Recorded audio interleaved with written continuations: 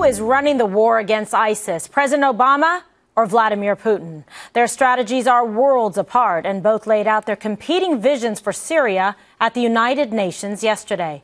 Newt Gingrich and Colonel Ralph Peters agree. This is a war Obama hasn't been winning, and Putin is now emerging to take control of the fight. We're seeing a continuing collapse of the Obama policy. You now have Russia firmly in Syria. You have Russia, Iran, and Iraq working together with Syria. All these are things that 3 or 4 years ago the president would have deeply opposed, and now he's going to have to accommodate a reality that he can't change. Putin is doing a relatively skillful job of putting the onus on Obama for not cooperating in the fight against terror, against Islamic State. It's a real diplomatic offensive. Putin, he's ugly, he's ruthless, he's vicious. I don't like him at all, but he's brilliant. He's got a long-term strategy. Sounds like everyone agrees Putin is the man in charge, and the suggestion is, Eric, that Obama is basically the architect of a failed policy in the Middle East, especially as it relates to Syria. It's failed, it's bifurcated, it's changed, it's evolved, and that's the problem. And, you know, the old saying, power abhors a vacuum. He left the vacuum in Syria and in Iraq. Obama did. So what did Russia do? What is Iran doing? They're saying, we'll come in, we'll step in, we'll take control of this. They're both fighting ISIS, so it's in their best interest to fight ISIS in Syria. That's fine. I think we have it wrong. I think that would be great. Let them all take care of ISIS in Syria.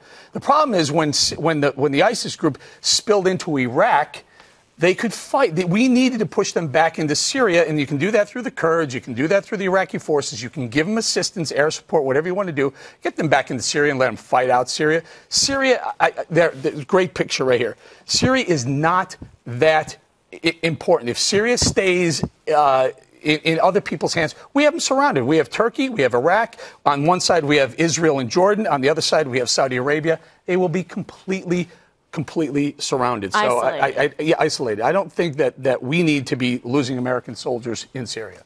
Okay, but do you have a problem, though, with Putin taking care of it? No, because he can't go there. He can't. There's no reason for Putin to stay. If you put that map back up, Russia is almost 2,000 miles away from Syria. Well, what does that matter? I mean, they invaded Afghanistan. Like, they're not going to, they're still, that doesn't mean they don't have interest there. But the other thing I would say is... Well, so what's the interest? There's no oil there. We don't know what his interests are, but they're never good. I mean, we know that much. But the thing I want to say about Putin, I do think, unfortunately, Putin was right in the sense of saying overthrowing all these dictators, led to this chaos and all this kind of stuff. I think that I hate to agree with him, but I think he was right about that. But he also said that we shouldn't arm the rebels. So actually, he's not siding with anybody in the United States, because he basically is saying, let Assad stand. Don't help anybody overthrow Assad. Right, just let Assad be there, and that has not been the position really of most of at least the conservatives or the neocons certainly. Well, can I just throw this out here? I would say that, and so what is your suggestion? I mean, I would agree with what's going on there.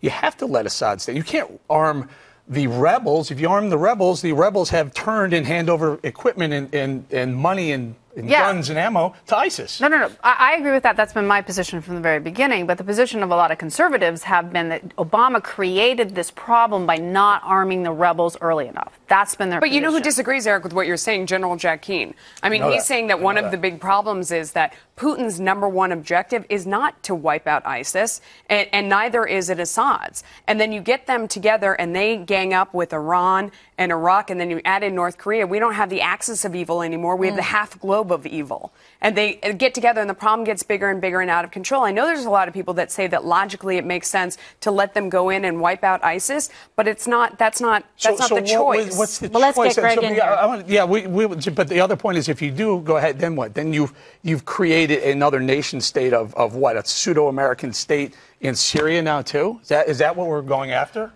Greg? Oh, I don't know. Obama's like the guy who refuses to commit to a girl and then gets angry when the girl starts dating somebody else. And that is what Syria is. I happen to agree that he did. He pretended to commit to Syria, and then he didn't, and that allowed Putin to take control of it. I have a solution for this. I see 3 bad actors and 1 no-show. The three bad actors are Assad, who is brutal, ISIS, who's even more brutal, and you got Putin, who's old school. And then you have the no-show, which is Obama. Essentially, it's the Three Stooges, and Obama is Shemp. Does everybody know the Three Stooges? Yeah. Okay. Putin is Mo.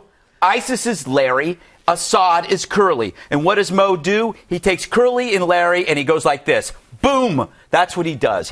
He plays them against each other, and they get destroyed. Well, thank God you didn't do America. A Golden Girls analogy. I was worried That's coming up in the next block with Planned Parenthood. I think all that makes sense, but the problem is that all these problems that we're ignoring are getting bigger and bigger and bigger, more out of control, and they're going to be more expensive. Because there's the vacuum. We stepped away. The world is basically the size of a phone booth right now. We can't look away thanks to the web. We watch the beheadings. We watch 250,000 people die. We cannot live by ocean privilege anymore. We can't sit there and go, it's not our problem, because sooner or later that problem is going to come here. So we got to deal with it. Do we go ahead and figure out what happens in Syria? Does Syria become our next Iraq? But I don't think it will. But maybe you also have to go back and look at the genesis of this. You brought this up, Kirsten, because a lot of people have blamed President Obama, and they've got facts and information on their side to back it up by this failed red line policy. Let's take a listen to Josh Earnest answering the critics on this. Does he ever regret drawing that red line and then not enforcing it? He does not. And the fact is, we would be in a much worse situation had the United States acted unilaterally in those strikes. Do you agree with that?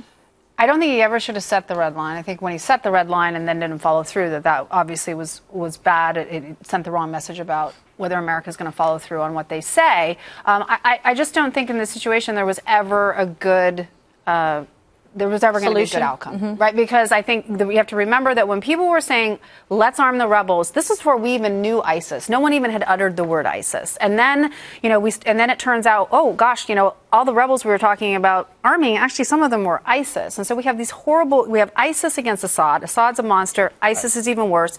ISIS falls. Right. And then Assad falls, and then who takes over? But here's the problem.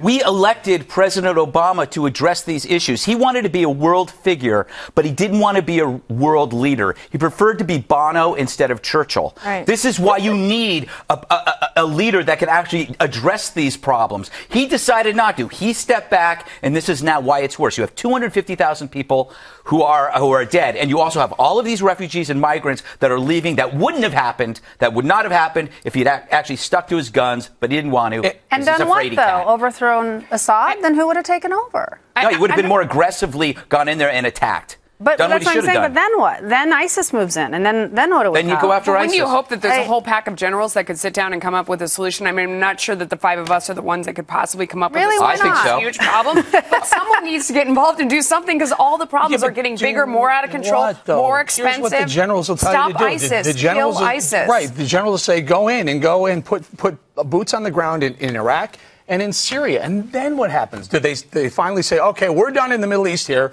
We're going to pack our bags and go head out and fight a fight somewhere else? I think they continue to fight, and they move the fight somewhere else. And then what we're stuck with is Afghanistan, Iraq, and Syria without knowing how long do we protect those before they come back. But now we have ISIS and Putin and Assad and North Korea and Iran and the mullahs. But it's far worse. Guys, I got news for you. It's far worse thanks to Obama's inaction. There's no oil in Syria. There's no major trade coming out of Syria. Let them have Syria. Eventually, Syria's going to come and say, you know what, we need your help. We need your money. And you go, you need our help? Okay, we'll make a deal with you. And then you provide the help. But in the meantime, let them kill each other in Syria, no? Well, there are 250,000 people that are dying who shouldn't be dying. I mean, I would have hated to seen the 5 during 1942. Would we be sitting there saying the same thing? I mean, okay, so lean on some of the other allies, some of our allies in the region who could help out. Jordan can help out. Saudi Arabia can help out. The Iraqis, I guess, could help out. But the U.S., the United States, used to be the leader. We used to be the shot callers, and we were coalition builders because we led and were able to achieve these positive outcomes through fear and through respect and through our military, which was compelling. We are not in that same position anymore, and that's the problem. And we bear some of this responsibility and the burden of what's happened in Syria and the Middle East. I mean, my God, we might as well have just sprinkled fertilizer on ISIS.